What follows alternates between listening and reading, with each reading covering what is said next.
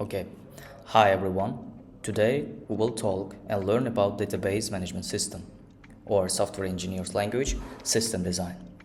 This video is for those who have a basic understanding of the DB management system and wants to review general information and general concepts. So we will see it divided into these concepts, these plans, which are data, information, traditional versus modern system designs, polyglot persistence, reliability, scalability, and maintainability, but the main requirements and concepts. So, when we talk about the DB management system, firstly, what is database management system and why we need to learn it? Let's imagine when we are creating or build or work within a large systems, the load on them increases as the data, users, and requests also increase. So in such situation, we can see in here the database management systems, the main architecture. In such situation, the demand for how to make the system work optimally, faster, for 1,000 or 10,000, millions, sometimes billions of the users also increases. That's why we need DB management system. And its main idea is that how we can manage it, we can manipulate it or operate that data that supports on our systems or applications. So we need to know basic concepts like what is a data, what is information.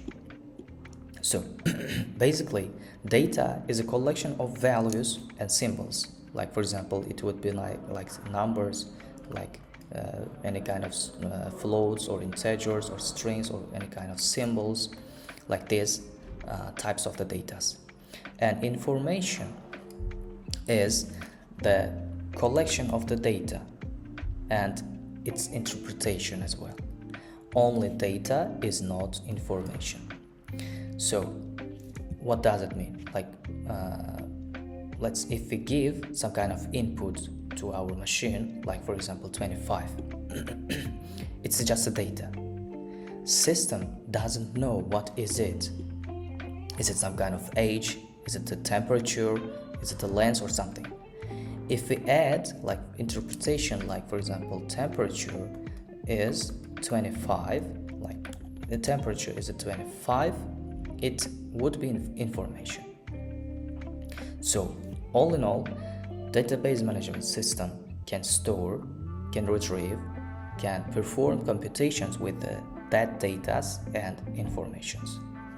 So and basically there are two main types of data management systems, which are traditional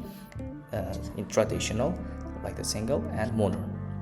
Traditional DB management system was like centralized firstly and homogeneous. Centralized means all of the data stores just one single resource. Node, it would be nodes, some kind of resource, some kind of memory or some kind of storage. And homogeneous means all of the data stored in the same structure, like the same tables, same rows, same, like the fully architecture is only includes one data management stores. And their advantages are data's like the requests response will be faster because of the single service. So disadvantage points are if the server down, because this is a single server, fully system also down.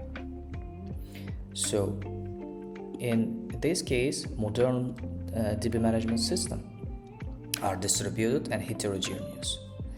Distributed means resources are not a single. Data stores multi-servers, multi-resources, of course, like the server 1, server 2, server 3, like server 1 includes another region, server 2 stores to another region, like this.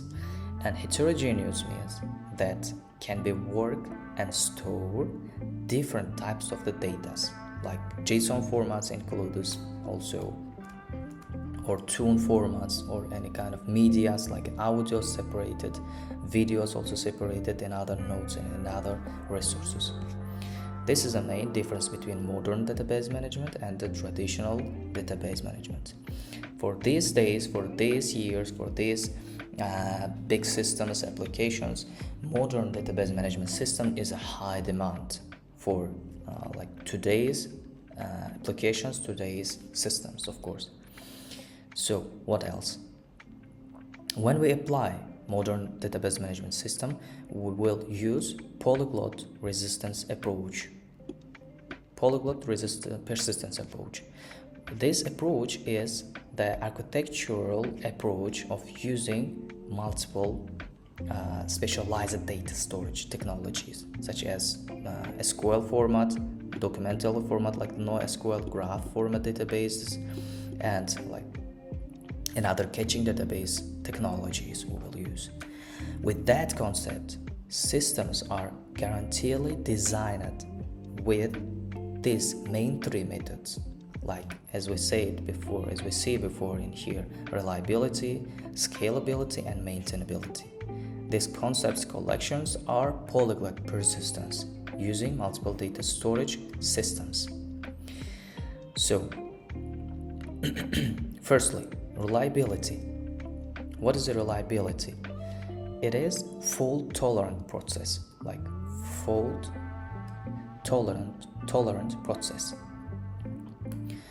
Fault-tolerant process is, as we know, the system absolutely continues to work even if when like some part of the system is crashes, and fail. They are like the two different things, as we know: fail and fault. Fault is just some kind of part of the system is down or crash or stop, and fail is a full system down. That's why we can see in here monolith and microservice database storages and these architecture types like these events. So with some types of the faults includes like the human faults, like DB access published, or hardware faults also, any kind of hard disks or storage crashed, or energy, like the energy light off. This is also types of the faults. And software faults also we have, like some kind of bugs in the codes, service is not responding, some kind of like this stuck at some kind of these operations. This is also types of the faults. So the another case is scalability. As we can see, scalability, when our system loads are, as we said before, continuously increase with some like sometimes dramatically increase. It increase means like the increase loads, increase requests, increase users, increase like kind of CRUD operations like this. We need to scale it to make a stable working. Like if in our system visited 100 users and 100 requests, it needs to be work stable. Even if thousands of the users send the requests at the same time, also the system works stable. This is the main concept of the scalability. So there are two types of the scaling process: hardware and software. We can say the other names are like vertical scaling and horizontal scaling. So horizontal scaling or hardware scaling is adding resources like nodes, additional memories like CUDA, CPUs, like these physical devices or like the software devices. Its advantage points are it's easy to understanding. Do not add some kind of coding solutions. It will be like the single and simple solution. But disadvantage points is expensive.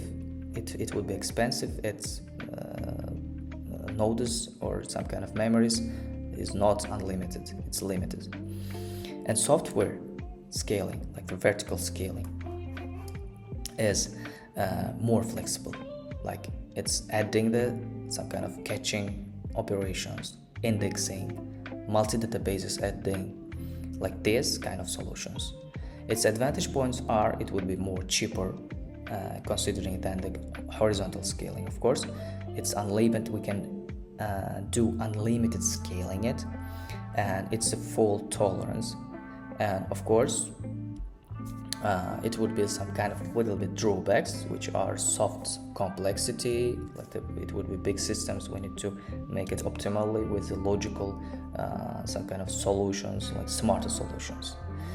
So let's say example, when we work at one daily news platform, one article has watched and published it and after that huge increase it in views and readers. Just a one publishment advertisement.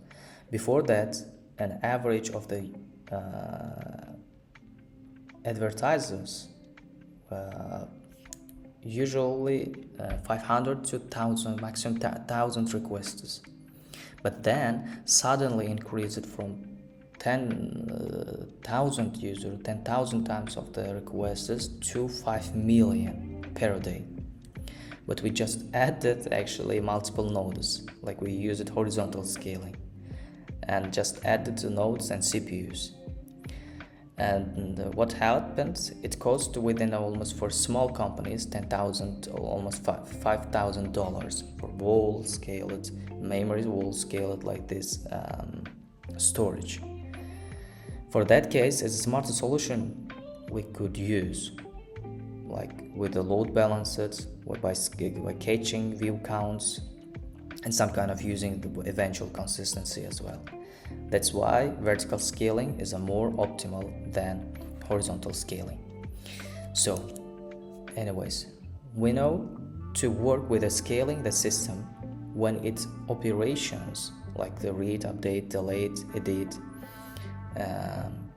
and its average time disbalanced,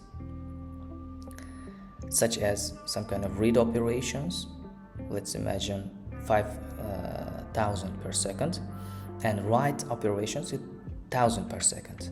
It means read is 5 times greater than the write operation. This is a disbalanced situation.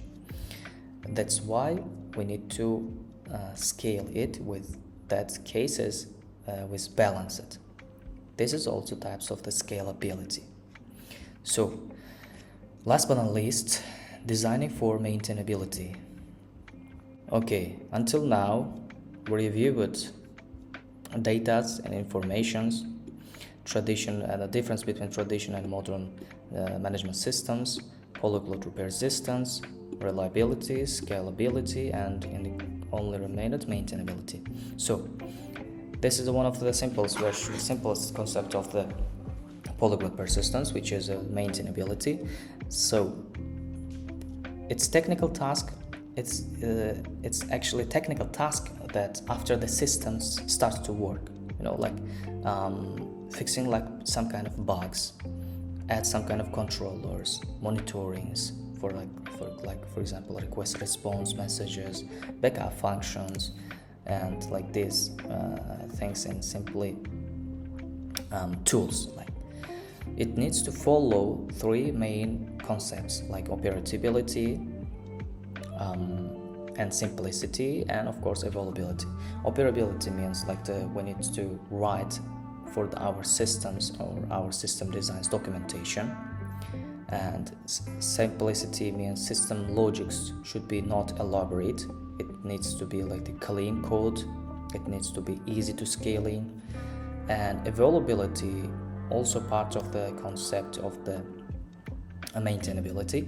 Like our system needs to be easily can change some kind of parts and easily can scale it, like easily can refactoring it. This is the concepts of the maintainability. So these are the most basic concepts about the system design and about the database management system. Thank you for attention. And one more thing, full notice of the topic can be downloaded from the link below the video.